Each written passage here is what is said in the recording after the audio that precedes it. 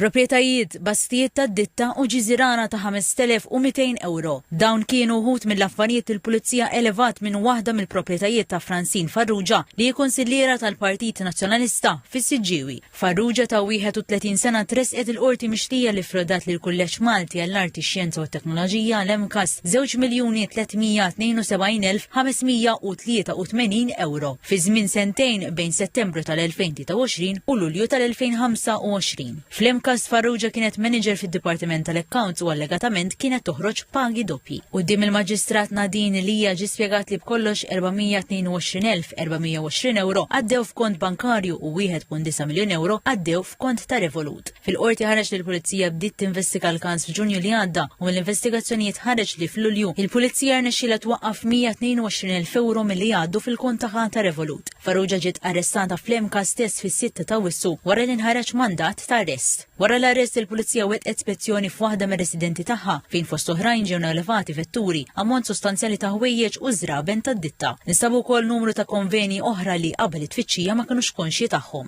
Investigazzjonijiet oħra indikaw li għaddiet mal-200,000 euro lin-notar u nefqet 113,000 euro fi stabbiliment lussus ta' Harrods f'Londra. Farrugia aġitata u mhux sikkita ċaħdet l-akkużi kontrija. Id-difiża talbet għal ħelsien mill-arrest iżda l-prosekuzzjoni inġezzjonat minħabba li qatt baqa' jiġdu x-xhieda. Apparti minn hekk il-Pulizija ma skludix li jkomplu jiġu elevati aktar affarijiet. Il-prosekuzzjoni rrimarkat ukoll li l-Emkas se jlaqqab urġenza l-Bord ta' Governanza biex ikun jista' jissuspendi lill-akkużata skont il-ftehim kollettiv. Il-qorti ċaħdet il-ħelsien mill-arrest u appellant lill-Pulizija biex isiru tfittxijiet neċessarji kif ukoll irresqu jiġdu lil-kap uffiċjali tal-finanzi tal-Emkas u lill-kollegi ta' Farrugia. Il-qorti laqgħet it-talba tal-prosekuzzjoni għall-ifriżar tal-assi ta' Farrugia fl-isfond ta' problemi psikoloġiċi li għandha Farrugia u li aċċennata għalihom id-difiża. Il-Maġistrat Lija talbet biex l-akkużata tingħata l-għajnuna u jsir l-assessjar psikoloġiku biex jiġi determinat jekk l-aħjar posti tinżamm arrestata jkunx l-isptar Monte Carmeli. Sakemm isir dan l-assessjar, Farrugia se tibqa' arrestata il-ħabs.